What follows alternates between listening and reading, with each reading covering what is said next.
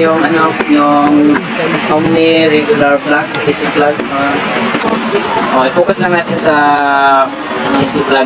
Yan tinatawag ng AC plug, 20 pesos lang yan eh. Tapos ito, may rubber socket. Yan, rubber socket. Mas maganda dito yung rubber kasi kahit naulatan siya, hindi yan nababasa yung sa loob kasi ano sa bread and fork eh. Ito yun, ito may ilagay yung bulb.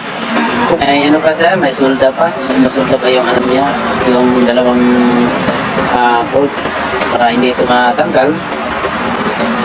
Para mas lalo. Para lalo siyang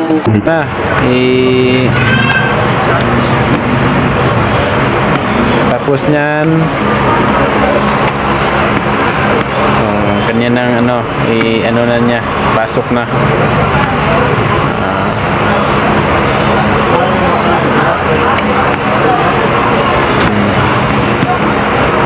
Diba ganun lang kasimple yung ginawa na ang gagawin.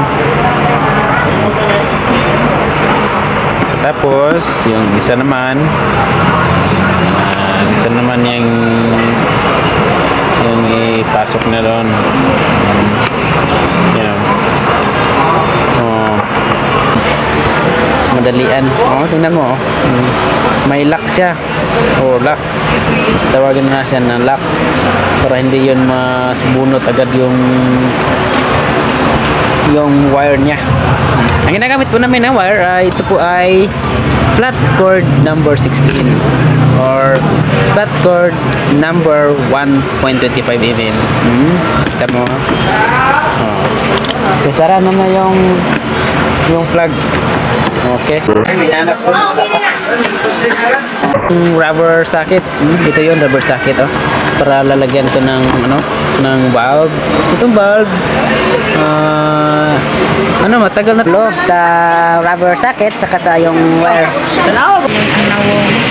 Yung kamay lang. Yung kamay lang. Huwag ka nga magahe ng ulo ya. Saan ba yung dito? Dito lang. I-focus mo lang yung ginagawa ko.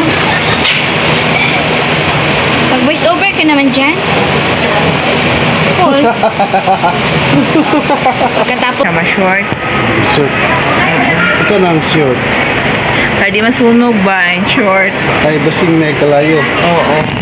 Posible gina siya masunog kung gaana na nimo. Dapat yan na iambihas ba? Iambihas ang pangkat ng electrical tape.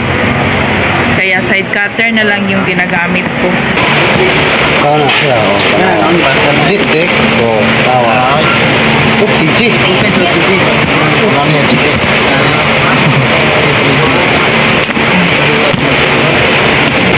Dat lang yun mga ka-star. Positive yung center.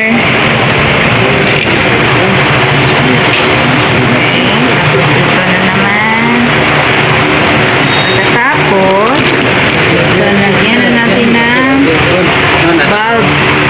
The 20. Make it sure nga to 20 volts yung bulb. Wala din ikakir. Tcharan! Wow! Salamat sa pagpanood.